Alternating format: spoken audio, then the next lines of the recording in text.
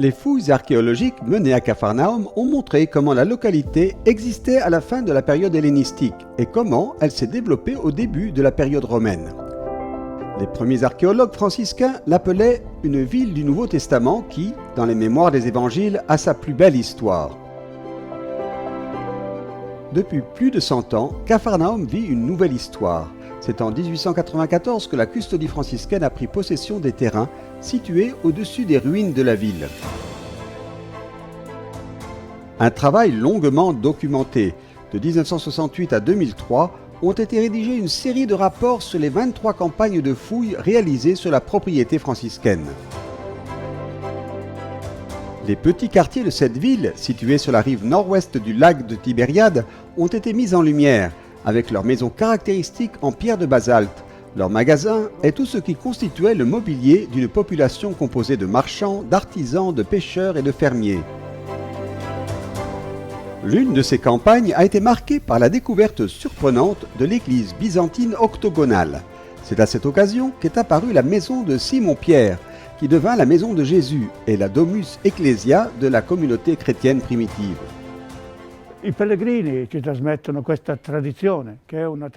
Les pèlerins nous transmettent cette tradition qui est très ancienne et très forte et que l'archéologie peut suivre pas à pas jusqu'à ses origines. Nous considérons qu'il s'agit d'une tradition solide et importante. La première chose découverte, grâce au travail du père Gaudencio Orfali, fut une basilique octogonale. Cette découverte a eu lieu entre 1910 et 1920, dans une période difficile pour le monde. Cette forme de maison, transformée en église, est très typique du christianisme antique. Mais dans ce lieu, elle avait une signification particulière, comme en témoignent les paroles attribuées à la pèlerine Égérie qui a dit « Sur la maison du prince des apôtres, une église a été construite, mais les murs de la maison existent toujours tels qu'ils étaient. »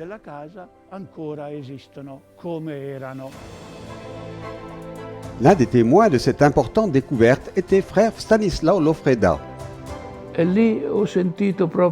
Là, j'ai vraiment senti qu'en tant qu'archéologue, je dois avouer, j'étais ému. J'ai vu que ce qu'ils avaient dit dans les sources littéraires correspondait exactement.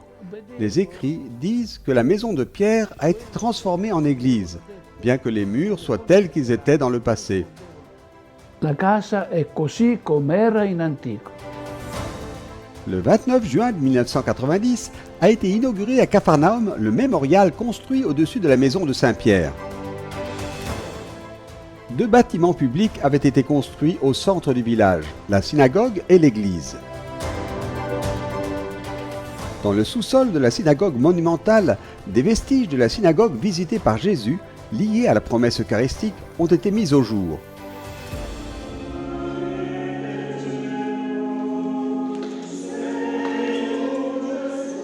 C'est précisément à Capharnaüm que frère Francesco Patton, custode de Terre Sainte, a célébré la Sainte Messe au cours de la semaine où les textes bibliques rappellent le discours de Jésus dans la synagogue sur le pain de la vie.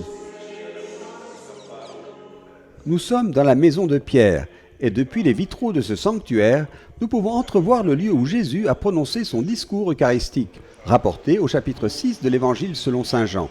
C'est un discours, a souligné le custode dans son homélie, qui suit le grand signe de la multiplication des pains et des poissons.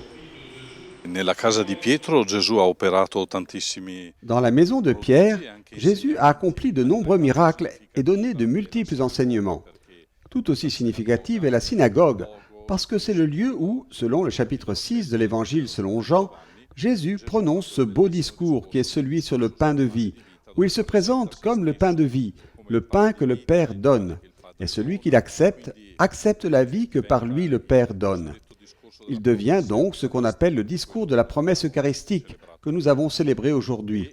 Et cela devient une invitation à accueillir Jésus en tant que personne, à l'accueillir dans sa parole et à l'accueillir dans l'Eucharistie, pour pouvoir recevoir de lui le don de l'Esprit. Parce que l'Esprit, dit Jésus dans Jean chapitre 6, est Seigneur et donne la vie. Et il y a aussi un autre lieu extrêmement significatif. Ici, à 2 pas, c'est le lac, parce que le lac lui-même est un grand sanctuaire. Toute cette zone a une signification extraordinaire. Lorsque nous lisons les pages des évangiles et que nous pouvons visiter ces lieux, il semble que nous puissions encore voir et entendre Jésus et les apôtres qui, en quelque sorte, parlent et sont vivants. che in qualche modo parlano e sono vivi oggi.